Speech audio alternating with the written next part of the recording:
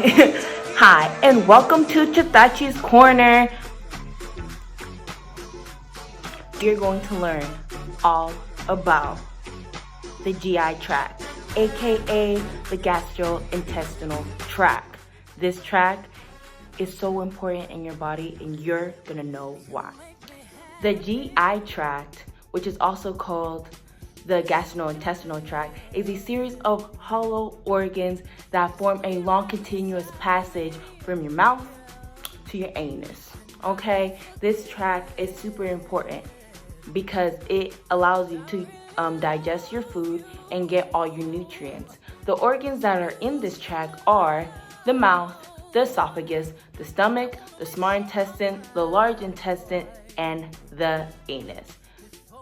This tract allows your body to absorb all the nutrients that you get from donuts, spaghetti, and beans and potatoes and all your fruits and vegetables, and it's super important.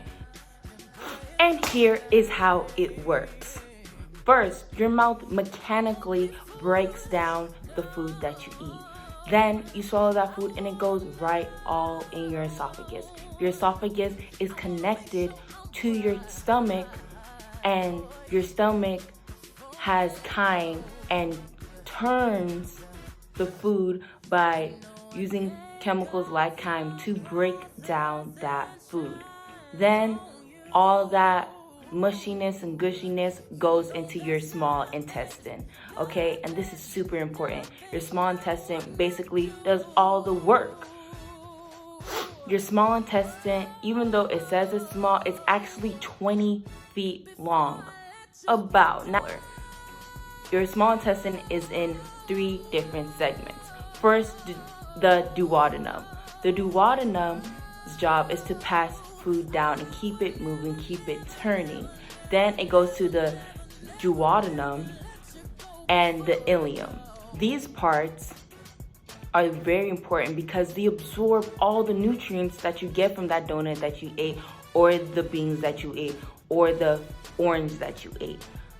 And then it goes straight into the blood system. All the rest of it is waste. Whatever is not absorbed becomes waste and goes to the large intestine, also known as the colon. The colon is separated into 4 parts: the ascending right colon, the transverse colon, the descending left colon, and the S-shaped colon.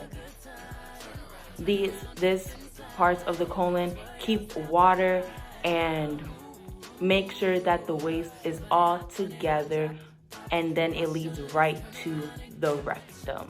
The rectum is where you poop.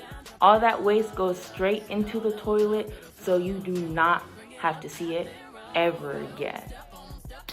The GI tract is super important because if a part is not working correctly, you will not get the nutrients that you need for your beautiful skin, your wonderful hair, and your brain, and your eyes, and it's very dangerous if it's not working correctly. And for some people, it doesn't.